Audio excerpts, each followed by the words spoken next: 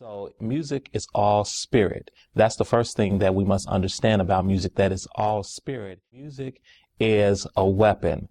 God created music as a weapon, both offensive and defensively. So we can use music as this weapon to be able to accomplish the goals that we're trying to accomplish. Anything that was created in heaven was all spirit. So spirit is alive, music is alive, and it's a vehicle that we use in order to carry lyrics on, to carry a message that God has given us, or anybody can really use music to get the message that they have across.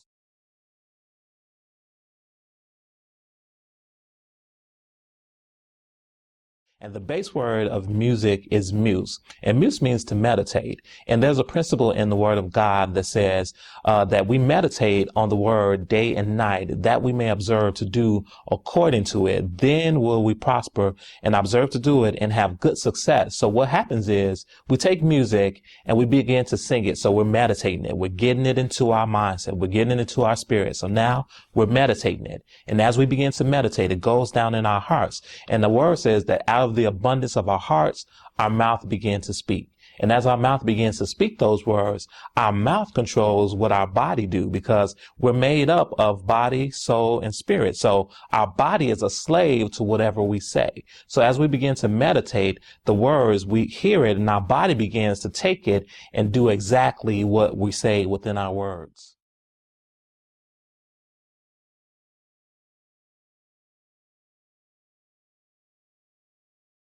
Music was created in the heart of God. We use music down here in the earth realm and never really realized that music was created in heaven. And music existed before anything in the earth was created. The word of God tells us in Job that the angels sang at the creation of earth. So music was there in heaven before it was down here in the earth. You can't really have music without thinking about Lucifer, because Lucifer was the one in heaven that music was created in. And God created him. He put all the instruments in him. He gave him creative ability. He gave him authority in heaven. And he also was the one that was covering the throne of God. And the way he covered the throne of God was with his music. He led the host of heaven in worship to the Father through his music. He was the musician. He was the instrument. He was all in one. He encompassed everything in him. So he had this ability in heaven to be the leader. So you can't look at music without looking at the life of Lucifer, and to look at how he was in heaven, what he was in heaven, and what he did with the gift that God placed in him.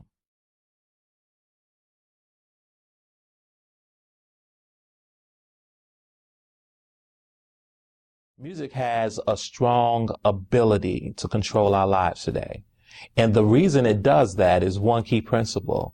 And that one key principle is that Joshua 1:8. Meditation has to be a big part of our lives today.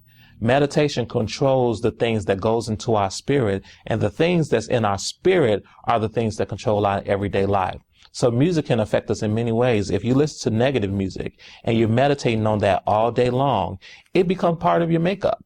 It becomes part of your makeup. It begins to mold who you are. If you listen to positive music, it controls who you are. It makes you, it brings you into the place in which God has called you to be, or it takes you into the place in which the enemy is trying to take you to. So music affects us whether we know it or not. We can be listening to depressing songs, and before you know it, you become depressed, because it's a spirit. Spirits walk and go with every bit of music. Every piece of music, spirit goes along with it. You cannot separate the two. You have to look at what's behind the music that you're listening to, and know, once you see what's behind it, you know exactly how you're going to be affected by that music.